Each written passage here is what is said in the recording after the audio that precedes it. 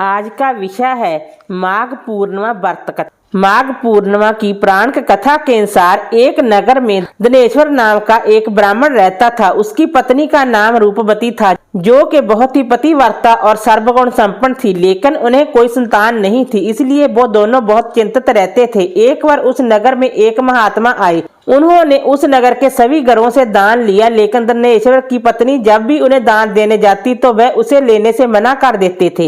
एक दिन धनेश्वर महात्मा के पास गया और उसने पूछा, हे महात्मा, आप नगर के सभी लोगों से दान लेते हैं, लेकिन मेरे घर से दान नहीं लेते हैं। इससे अगर कोई भूल हुई है तो हम ब्राह्मण दंपति आपसे क्षमा याचना करते हैं।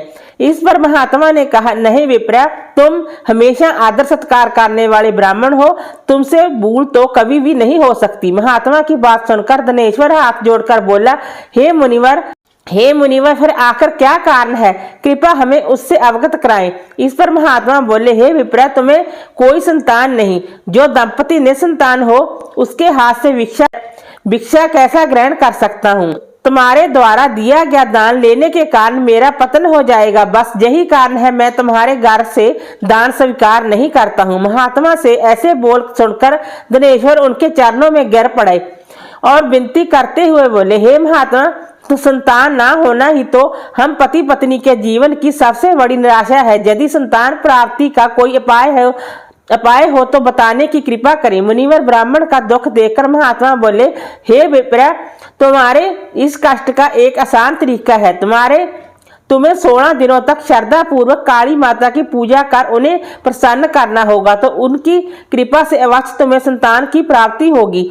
इतना सुनकर धनेश्वर बहुत खुश हुआ। उसने महात्मा का आभार प्रकट किया और घर आकर पत्नी को सारी बात बताई। इसके बाद धनेश्वर मां काली की उपासना के लिए वन चला गया।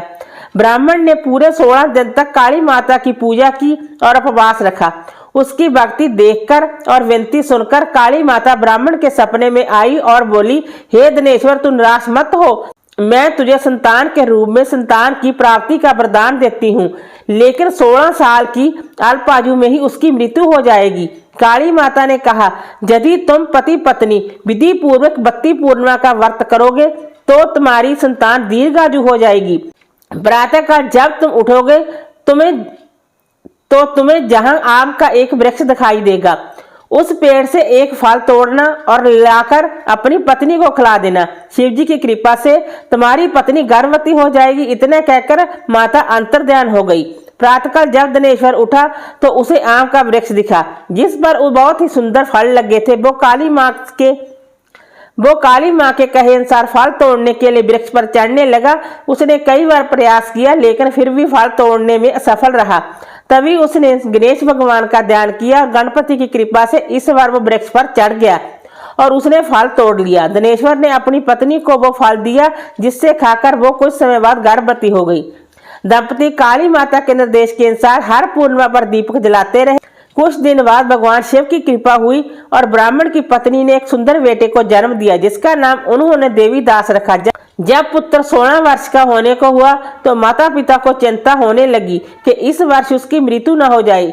इस पर उन्होंने देवीदास के मामा को बुलाया और कहा, तुम देवीदास को विद्या दान के लिए काशी ले जाना और 1 वर्ष के बाद वापस आना। दंपति पूरी आस्था के साथ पूर्णमासी का व्रत कर पुत्र की दीर्घायु होने की कामना करते रहे। काशी प्रस्थान के दौरान मामा बांजा एक गांव से गुजर रहे थे। वहां एक कन्या का विवाह हो रहा था। विवाह होने से पूर्व ही उसका वर अंधा हो गया। तभी वर के पिता ने देवीदास को देखा और मामा से कहा, तुम अपना बांजा कुछ समय के लिए हमारे पास दे दो, विवाह संपन्न हो जाए उसके बाद ले जाना। ये सुनकर मामा ने कहा, यदि मेरा बांजा ये विवाह करेगा तो कन्यादान में मिले दान आज पर हमारा अधिकार होगा। वर के पिता ने मामा की बात स्वीकार कर ली और देवीदास के साथ कन्या का विवाह संपन्न करा दिया। इसके बाद देवीदास पत्नी के साथ भोजन करने बैठा, लेकिन उसने उस थाल को हाथ नहीं लगाया। ये देखकर पत्नी बोली, स्वामी, आप भोजन क्यों नहीं कर रहे हैं? आपके चेहरे पर ये दासी कैसी? तब देवीदास ने सारी बात बताई। यह सुनकर कन्या बोली, स्वामी, मैंने अग्नि को साक्षी मानकर आपके साथ फेरे लिए हैं। अब मैं आपके अलावा किसी और को अपना पति स्वीकार नहीं करूंगी। पत्नी की बात सुनकर देवीदास ने कहा, ऐसा मत कहो, मैं अल्पायु हूँ, कुछ ही देर में 16 वर्ष की आयु होते ही मेरी मृत्यु हो जाएगी। इस पर उसकी पत्नी ने कहा कि स्वामी, जो भी मेरे भाग्य में लिखा होगा वो उसे स्वीकार है। देवीदास ने उसे समझाने की बहुत कोशिश करी, लेकिन जब वो मानी नहीं तो देवीदास ने उसे एक अंगूठी दी और कहा, मैं काशी जा रहा हूँ, लेकिन तुम मेरा हाल जानने के लिए एक पुष्प वाटिका तैयार करो, उसमें भांति भांति के पुष्प लगाओ और उन्हें जल से सींचते रहो। यदि वाटिका हरी भरी रहे, पुष्प खिले रहे तो समझना कि मैं जीवित हूँ, और जब ये वाटिका सूख जाए तो मान लेना कि मेरी मृत्यु हो चुकी है। इतना कहकर देवीदास काशी चला गया। अगले दिन सुबह जब कन्या ने दूसरे वर को देखा तो बोली, ये मेरा पति नहीं है, मेरा पति काशी पढ़ने गया है। यदि इसके साथ मेरा विवाह हुआ है तो बताए कि रात्रि में मेरे और इसके बीच क्या बातें हुई थी और इससे मुझे क्या दिया था। ये सुनकर वर बोला, मुझे कुछ नहीं पता, और पिता पुत्र वहां से वापस चले गए।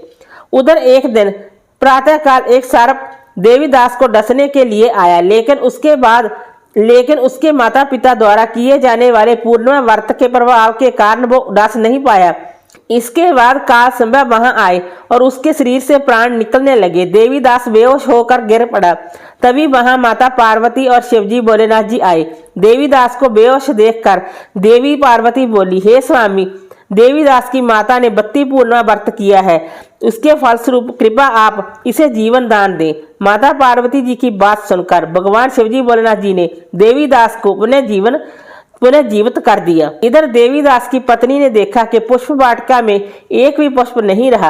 वो जान गई कि उसके पति की मृत्यु हो चुकी है और रोने लगी। तभी उसने देखा कि वाटिका फिर से हरी भरी हो गई। ये देखकर वो बहुत प्रसन्न हुई। पता चल गया कि देवीदास को प्राणदान मिल चुका है। जैसे ही देवीदास 16 वर्ष का हुआ, मामा भांजा काशी से वापस चल पड़े। रास्ते में जब वो कन्या के घर गए तो उसने देवीदास को पहचान लिया और प्रसन्न हुई। दिनेश्वर और उसकी पत्नी भी पुत्र को जीवित पाकर हर्ष से भर गई।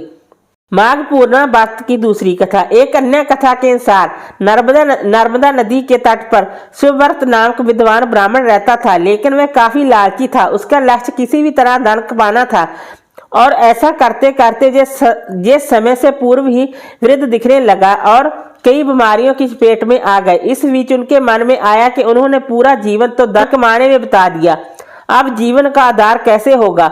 इसी कारण में उन्हें माघ माह में स्नान का महत्व बताने वाला एक श्लोक याद आया।